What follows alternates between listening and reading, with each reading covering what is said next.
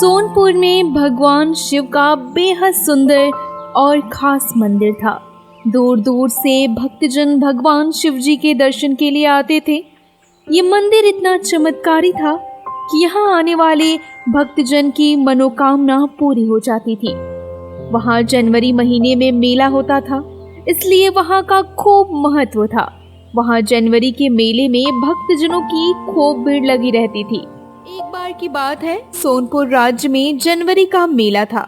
वहाँ सोनपुर के राजा विक्रम जी शिव जी के मंदिर आए थे। राजा और सभी भक्तजन शिव जी की जय जयकार लगा रहे थे। तभी भगवान शिव की मूर्ति में से आवाज आई, तुम में से जो कोई नेकी और अच्छाई पे चलने वाला मनुष्य होगा, उसे भगवान शिव जी की सोने की मूर्ति प्रसाद के रूप में दी जाएगी। लेकिन एक बात याद रखना, ये मूर्ति चमत्कारी है, इसलिए मूर्ति को अच्छाई, नेकी और भलाई पे चलने वाले मनुष्य ही मूर्ति को हाथ लगा सकते हैं, नहीं तो ये मूर्ति पत्थर की बन जाएगी। इस भविष्यवाणी को सुनकर मंदिर में मौजूद सभी लोग हैरान रह गए और उस चमत्कारी मूर्ति को देखने के लिए इकट्ठा होने लगे। तभी मंदिर में मौजूद राजा विक्रम बोले, इस पूरे राज्य में मेरे जैसा भलाई, अच्छा और नेकी पर चलने वाला कोई नहीं है, और इस मंदिर को बनाने के लिए मैंने बहुत ही बड़ी दक्षिणा दी है। उस हिसाब से तो ये मूर्ति केवल मुझे ही मिलनी चाहिए।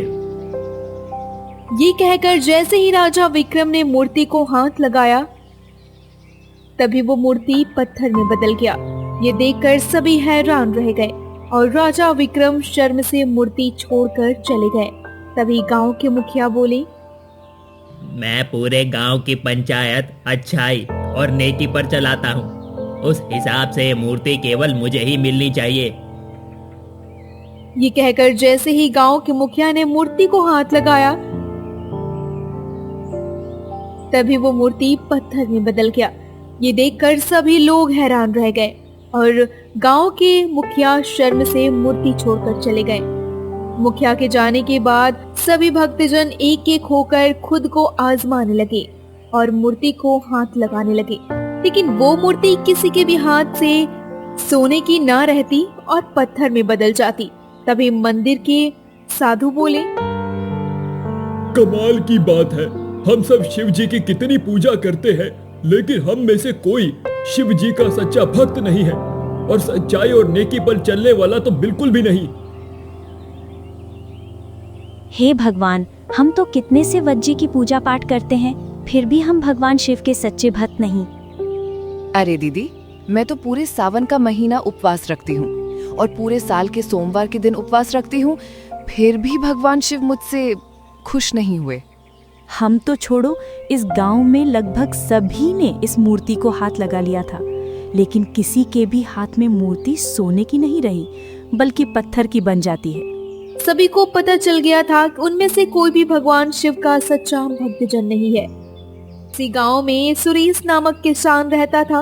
वो किसान गरीब, सच्चाई, नेकी और भलाई पर अपना और अपने परिवारजनों का गुजारा करता था। सुरेश अपने खेत में काम करके घर लौट रहा था, तभी उसे एक बूढ़ा भिखारी मिला। बेटा, अरे ओ बेटा, 2 दिनों से कुछ नहीं खाया, कुछ पैसे दे दो फल लेने के लिए। अरे बाबा, मेरे पास पैसे तो नहीं है, लेकिन मैं खेत से कुछ फल मेरे लिए लाया था, परंतु आप इसे खा लो। अरे नहीं, रहने दो बेटा, ये फल मैं नहीं ले सकता। मैं फल ले लूंगा तो बेटा तुम भूखे रह जाओगे। अरे बाबा, मैं शाम होते ही खेत में काम करने जाऊंगा, तब कुछ फल तोड़ के खा लूंगा। अरे बेटा, तुम मुझे अपना खाना दे रहे हो? इस गांव में केवल तुम ही हो नेकी और भलाई पर चलने वाले, नहीं तो आज के इस कलयुग में अपना खाना कोई किसी को कैसे दे सकता है भला। सुरेश वो फल उस भिखारी को देकर गांव की तरफ चलने लगा। कुछ देर जाते ही सुरेश ने देखा तो गांव के मुखिया कुछ सोचते हुए मंदिर से आ रहे थे। अरे मुखिया जी, क्या सोच रहे हो भाई? जरा हमें भी तो बताओ, अकेले क्या ध्यान दिए जा रहे हैं भाई? अरे भाई सुरेश, मैं शिवजी के मंदिर में चमत्कारी मूर्ति पे हाथ लगाकर आ रहा हूँ। शिवजी को इतनी पूजा पाठ करके हुए भी चमत्कारी मूर्ति मुझे नहीं मिली। अरे भाई सुरेश, क्या तुमने चमत्कारी मूर्ति को हाथ नहीं लगाया है? अरे मुखिया जी, आपको तो पता ही है, मैं तो भला अपना ही पालन पोषण करता हूँ, दूसरों के खेत में काम कर कर चल रहा हूँ। भला मैं कहाँ से, और तो और मैं दिन में न कभी रात में शिव जी की पूजा तो क्या नाम भी नहीं लेता। अब आप ही बताओ, मैं कैसे शिव जी का सच्चा भक्त हुआ? अरे भाई सुरेश, गांव के सभी लोगों ने चमत्कारी मूर्ति को आजमा के देख लिया। यहाँ तक कि हमारे राजा विक्रम ने भी आजमा के देख लिया है। वो चमत्कारी मूर्ति उनको भी नहीं मिली। बताओ, सोचने वाली बात है कि नहीं?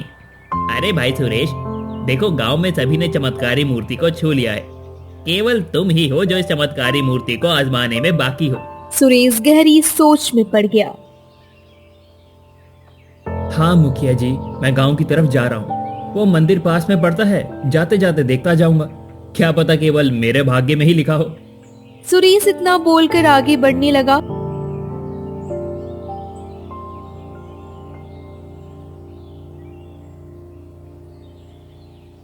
सुरेश ने मंदिर आके देखा तो सभी भक्तजन चमत्कारी मूर्ति को देख रहे थे और वहां पर राजा विक्रम भी थे। तभी राजा विक्रम बोले, अरे भाई सुरेश, तुम यहाँ भला शिव जी को प्रसाद चढ़ाने की भी औकात नहीं रखते हो और चमत्कारी मूर्ति लेने आ गए। ऐसा कहकर हंसने लगा। नहीं नहीं, मैं तो केवल मूर्ति को आजमाने आया हूँ। इतना कहकर सुरेश जैसे ही मूर्ति को छूता है तभी वो चमत्कारी मूर्ति सोने की बन जाती है और मंदिर में उपस्थित सभी भक्तजन देखते ही रह जाते हैं।